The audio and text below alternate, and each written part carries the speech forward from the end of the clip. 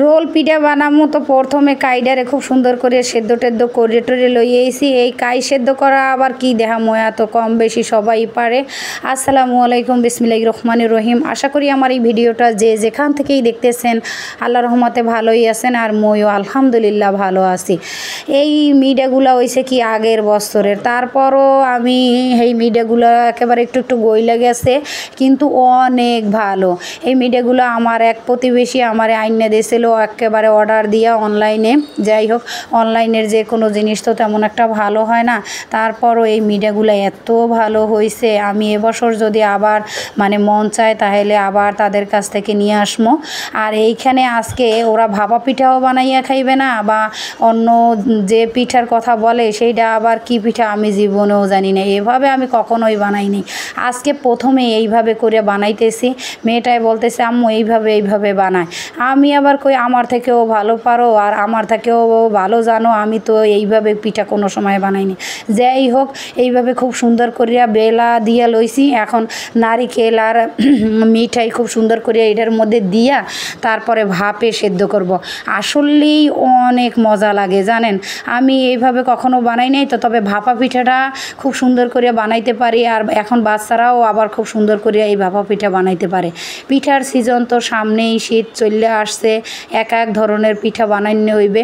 আর বাচ্চারা যেহেতু অনেক ধরনের পিঠা পছন্দ করে, আমার সাথে সাথে ওরাও সাহায্য করে, এই জন্য আমার আর কোনো কষ্ট হয় না।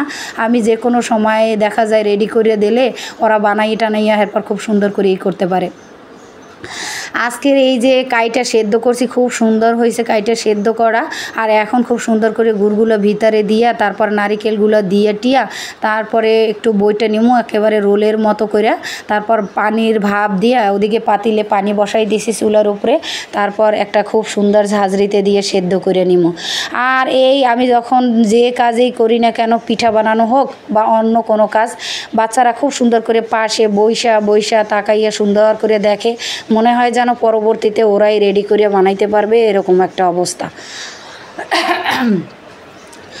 তারপরে এইখানে দুইটা পিঠা হয়েছে, আমি দুইটা পিঠাই বানাইছি, বেশি বানাই নেই, কারণ কি দুইটা পিঠাই হয়ে যাইবে যেহেতু সন্ধ্যার নাস্তা। আমি প্রায় সময় দেখা যায় সন্ধ্যা হইলে নাস্তা কিনে আনার বদলে এরকম একটু সেটু যে কোনো কিছু দিয়ে বানাইয়া রেডি করে তারপর ওদেরকে দেই, ওদেরও ভালো লাগে। যখন একেবারে অসুস্থ থাকি বা পারি না, তখন দেখা যায় যে কিনে নিয়ে আসি। তবে কিনে নিয়ে আসলে আমার না ভালো লাগে না, এদিকে টাকাও নষ্ট হয়, অপচয় হয়। আর অন্যদিকে আবার কি হয় জানেন, ওইগুলা খাইলে পেটেও সমস্যা দেখা দেয়, আর বাইরের খাবার বুঝে নেই তো। এজন্য দেখা যায় যথাসময়ে সময় যদি হাতে থাকে তাহলে নিজেই রেডি করার চেষ্টা করি। আর এইখানে গুড় আর নারকেলগুলা থাইকে গেছে, বেশি করে নারকেল দিলে কিন্তু অনেক ভালো লাগে। যেহেতু কেনা নারকেল, আর এই একটা নারকেল আমি 200 টাকা দিয়ে কিনছি, কারণ বাচ্চাদের জন্য, বাচ্চাদের যেহেতু খাইতে মন চাইছে এই জন্য একটা নারকেল নিয়ে আসছিলাম 200 টাকা দিয়ে। বাড়ি যখন গেছি তখন নারকেল আনার কথা ছিল, কিন্তু আমার আর মনে নাই যে বাজার থেকে কিনা পরে নারকেল বাড়িতে নিয়ে যাব, এটা আর মনে ছিল না, এই জন্য নারকেল আনতে পারি নাই। কারণ এখন সামনে পিঠার সিজন, অনেক নারকেলের দরকার। আপনাদের সাথে অনেক কথা বললাম এবং অনেক কথা শেয়ার করলাম। আসসালামু আলাইকুম, আল্লাহ হাফেজ।